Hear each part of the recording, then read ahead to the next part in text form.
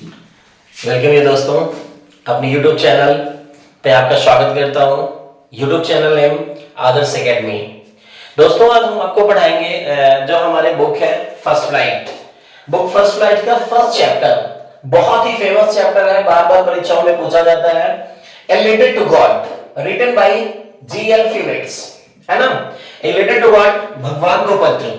शायद आप लोग पहली बार सुने होंगे और मैं भी जब मैं नहीं पढ़ा था तो भी ये पहली बार ही सुना था कि शायद कोई भी व्यक्ति, a human person that can written a letter to God, है ना, कि भगवान को पत्र लिख सकता है। बट फेथ, एक जो बिलीव होता है, एक विश्वास होता है, वो आदमी को कुछ भी करा सकता है।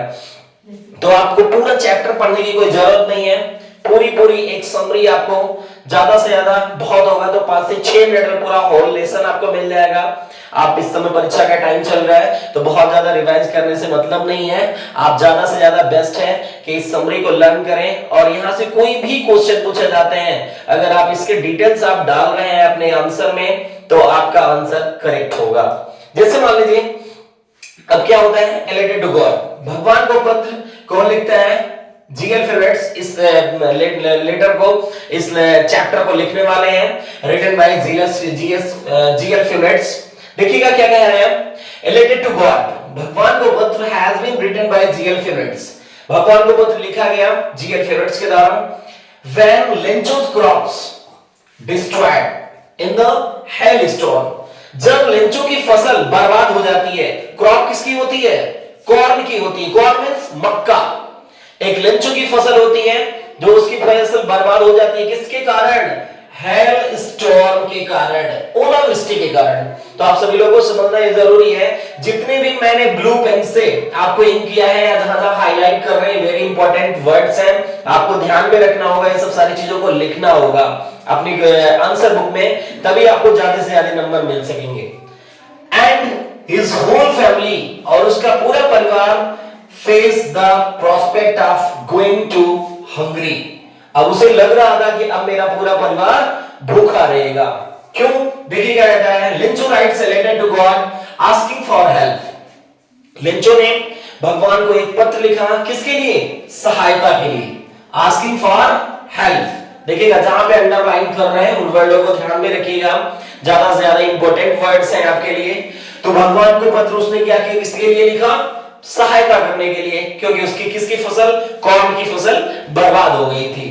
The story present how the Lencho's is helped by the postmaster who does not want to break Lencho's faith in God. बताया जा रहा है, द स्टोरी, ये कहानी बताती है, हाउ लिंचोस, कैसे लिंचो को is helped by the post master के द्वारा सहायता की जाती है, who does not want to break Lencho's faith in God, जो ये बताता है कि भगवान के प्रति जिसका इतना फर्म बिलीफ हो, अटूट विश्वास हो, वो ना टूटे। इनकेस अगर आप सभी लोग जान रहे हैं, अगर कोई भगवान में आस्था रखता है और उसका अगर ब्रेक मतलब उसका फेथ टूटता है तो वो फिर असहाय व्यक्ति हो जाता है ना। तो इस प्रकार से उन्होंने सोचा, कौन? पोस्ट मास्टर ने सोचा कि लेंचो की फेथ को ब्रेक ना हो, अर्थात उसकी मदद की जाए। He found last hope in God, उसने अपना अंतिम आशा किस में रखी? भगवान में रखी। and decided to write a letter to God for help, उसने बताया कि अब हमने निश्चय कर लिया कि मेरे पास सिर्फ और सिर्फ मेरे पास सहायता के लिए भगवान एक रूप में, भगवान के रूप में है। He asked God to send him money, उसने भगवान से कहा, भगवान मुझे कुछ पैसों की आवश्यकता है। 100 pesos, ध्यान रखिएगा, ये क्वेश्चन कई बार आपकी एमसीक्यू में भी पूछा गया है। 100 pesos, कितने पैसों की मांग की? 100 pesos। pesos मतलब उस समय का समझिएगा, उस समय आना बोला जाता है, आज के समय में इसे पैसा बोला जा सकता है। 100 pesos, 100 पैसों की मांग की, so that he could not sow his field again and support his family until to new crops were harvested। बताया जाता है कि लिंचो ने 100 पैसे की इसलिए मांग की क्योंकि उसकी फसल बर्बाद हो चुकी थी, दोबारा उसकी फसल लगेगी और जब तक उसकी फसल तैयार होगी तब तक उसे 100 रुपए की, 100 पैसे की आवश्यकता थी। लिंचो ने इस पत्र में इस प्रकार से लिखा, he also wrote that if the God would not help him, his family would die of hunger. ध्यान दीजिएगा, भगवान उस लेटर में इसमें अपने लेटर में लिखा गॉड को कि भगवान यदि मेरी मदद नहीं होगी तो हमारी फैमिली पूरी भूख से मर जाएगी. Post office man found a letter. अब देखिए लेटर उसने लिया, लेटर को गया एनवेलप में लिखा और एनवेलप में डाल करके ले जाके पोस्टमैन पोस्ट ऑफिस में डाल देता है. अब पोस्ट ऑफिस में कौन पाएगा, वहां पे रहने वाली एम्प्लॉय ही उस लेटर को पाते हैं. Post office man found the letter. Post office man letter को पाता है. Letter and laughed after seeing the address. अच्छा, जब वो पत्र को पाता है तो पत्र को देख करके हंसना शुरू कर देता है, खूब ज्यादा हंसता है. भाई हर कोई हंसेगा क्योंकि जो सेंडर था भेजने वाला उसने क्या लिखा था कि भगवान को पत्र. अब सोचिएगा आप ही अगर कोई लेटर लिखो और उसमें पते में डाल दो लेटर टू गॉड, है ना, भगवान को मैं पत्र लिख रहा हूं. शायद ये सब चीजों को सोच करके पोस्ट ऑफिस मैन जितने एम्प्लॉय थे वो ज्यादा लॉफ्टर किए. He also gave a part of the salary. Gave a part of the salary, but he could not collect only 70 pesos. अच्छा, उन्होंने क्या किया, उसके बाद उन्होंने अपने सैलरी मतलब इकट्ठा करना चाहा. उन्होंने इकट्ठा किया, उन्होंने अपने पार्ट्स अपने सहपाठियों अपने दोस्तों से कहा और उन्होंने कुछ पैसों को इकट्ठा किए. लेकिन पैसे कितने इकट्ठा हो पाए, only 70 pesos. मांग कितने की किया था लेंचो ने, 100 की. मिला उसे कितना, 70. Lencho believed that the could not make a mistake. याद ध्यान रखिएगा कि भगवान के द्वारा कोई गलती नहीं हो सकती. So he decided a letter again, and that he later Lenchos had written that he had received only 70 pesos. इसलिए उन्होंने लेंचो ने दोबारा भगवान को पत्र लिखा. क्यों लिखा, क्योंकि उसको 70 पैसे की प्राप्ति हुई थी. वो मांग कितने की किया था, 100 का. मिला कितना, 70. इसलिए लेंचो ने दोबारा पत्र को लिखा and asked God to send the remaining money. अब सोचिए कितना बिलीव लेंचो का विश्वास था भगवान में. उसने ये सोचा कि मैंने 100 तो कहा था कि मुझे 100 रुपए चाहिए, मिला तो मुझे 70 मिला, लेकिन कह रहा है भगवान अभी मेरे 30 पैसे बाकी हैं. आगे क्या बता रहा है, रिमेनिंग मनी, जो भी मेरा पैसा बचा हुआ है रिटर्न भेज दीजिए. कैसे, he also requested God not to send the money thought the postman because. भगवान से अब की बार वो लेंचो बोलता है, क्या बोलता है, भगवान अब की बार जो मेरी मदद करिएगा इन पोस्टमैनों के द्वारा मत करिएगा. सोच लीजिए आप क्या फीलिंग होता है ना. Because that the post office man employ where the bunch of crooks. ये ध्यान रखिएगा, वेरी इंपॉर्टेंट लाइन है, bunch of the crooks. Lencho ये समझता है कि जो पोस्ट ऑफिस के एम्प्लॉय हैं, पोस्ट ऑफिस में काम करने वाले कर्मचारी हैं, वे कैसे हैं, बंच ऑफ क्रुक्स, डाकुओं के झुंड है. सोच लीजिए ऐसा बिलीव. लेकिन ऐसा कुछ था नहीं. आप रियलिटी इसमें देख चुके होंगे, इस पत्र में, इस लेटर में क्या लिखा गया था. रियलिटी में वैसे इसका हेल्प कौन किया, पोस्टमैन ने ही किया. तो अब वो मतलब सीन तो किया तो नहीं था, बट उसे प्राप्ति कितने की हुई, 70 पीसोस की. अगर वो 70 पीसोस की जगह पे उसे 100 मिल गया होता तो दोबारा इन पोस्ट ऑफिसों को वो बंच ऑफ क्रुक्स नहीं बोलता. So that's I hope you are whole understood this chapter, a very good chapter for you, for this first flight books, very important chapter for you. So that's दोस्तों आप अगर आप और भी चाहते हैं कि मेरे और भी चैप्टर्स में इंक्लूड हों और भी आपको कोई इंपॉर्टेंट चैप्टर पढ़ाया जाए तो कमेंट बॉक्स में आप जरूर लिखें कि और भी 2 इंपॉर्टेंट चैप्टर आपको पढ़ाया जाए.